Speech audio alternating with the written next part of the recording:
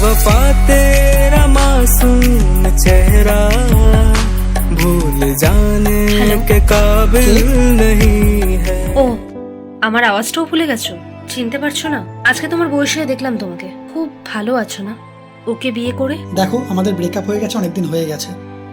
আর আমার বিয়ে হয়ে গেছে, এইভাবে ফোন করো না। আমার বউ জানতে পারলে কষ্ট পাবে। আর যাকে তুমি এতদিন ভালোবাসতে, সে কষ্ট পেলে তুমি ছুটে আসতে, আজ তার কষ্টের কথা একবারও ভাববে না?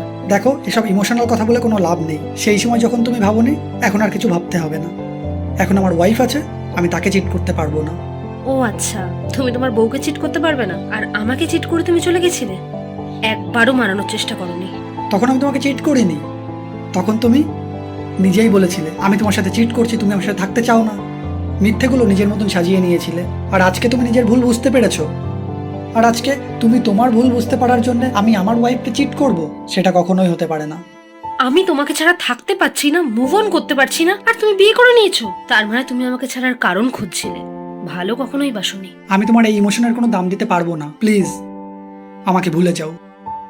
ভালোবাসার সম্পর্কে দুটো পথ আলাদা হয়ে গেলে একবার, সেই পথ ঠিকই অন্য পথকে খুঁজে নেয়। আর একটা পথ অন্য পথের সাথে মিলে গেলে, পুরনো পথে ফিরে আসতে গেলে সমস্যা হয়। এক্সকে কখনোই পুনরায় প্রেজেন্টের সামনে ফিরিয়ে আনতে নেই, তাতে জীবন খারাপ হয়ে যায়।